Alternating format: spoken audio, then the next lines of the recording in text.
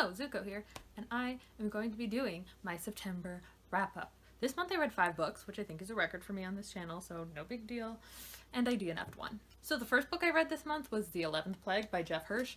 If anyone remembers, I bought this book twice accidentally because clearly I really wanted to read it, and I didn't remember I already had it. So I finally read it, and it was fine. It was a pretty unremarkable dystopian.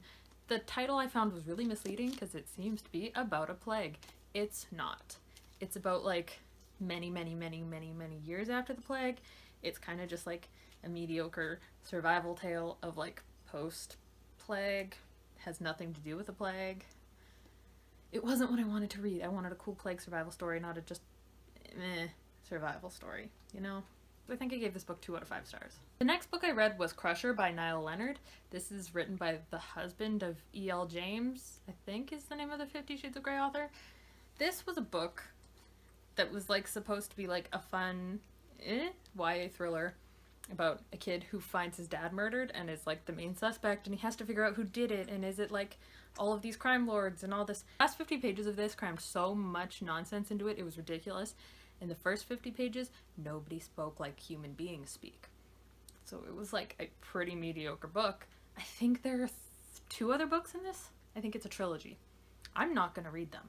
It's not happening. This was not good enough to make me want to continue the story about a boy who punches.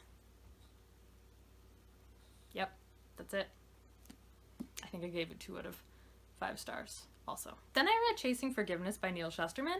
I didn't expect to enjoy this book as much as I did, and I'm still not sure what about it I really liked, but I read it hoping that I could like unhaul it, and I ended up wanting to put it back on my shelf, so clearly it had some kind of impact. This is based on a true story, or about people in a true story, of a son trying to forgive his father for murdering his mother. It felt like a really powerful read. I don't know why.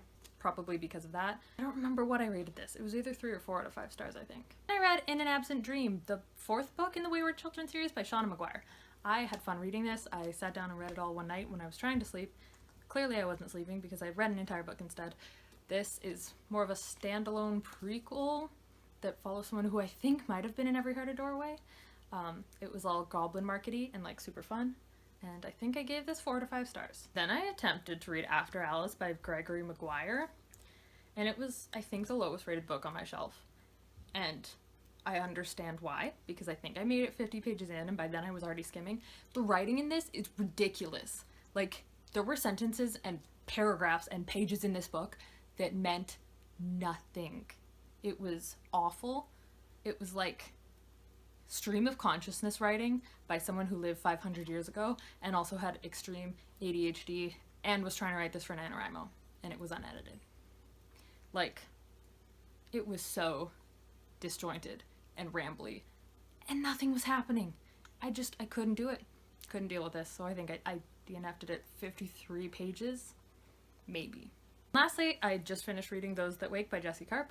This is a duology. I think the second one is called What We Become. This is about a world that has kind of had a big blackout that affected everybody and made them all withdraw into their phones because they didn't want bad things to happen anymore, and if they just looked at their phones they didn't have to like address reality, which sounds neat, and it was not. The book was so slow paced with like the main characters for the first 250 pages. Then there was a huge info dump of dialogue that was like 5 pages of just stuff that I couldn't focus on because so much was being explained to you at once that I was like, I'm not retaining any of this. And then I don't really know how it ended because it was all so like nonsensy by the end that I couldn't really follow along. So I think I gave this 2 out of 5 stars. And I will not be continuing it because it wasn't going to hold my attention again. So, and that's it for my September wrap-up. I don't know how long you can expect to have like consistent book content, but you have some for now, and that makes me happy because that means I'm reading, and that also means that I'm making videos, which I have missed doing. So I will see you whenever I do my next video. I don't know if I'm going to post this before or after my October TBR, so if it's before, my next video should be that. If it's after, my next video should probably be a haul. So look forward to that, I guess. And I'll see you whenever I do my next video.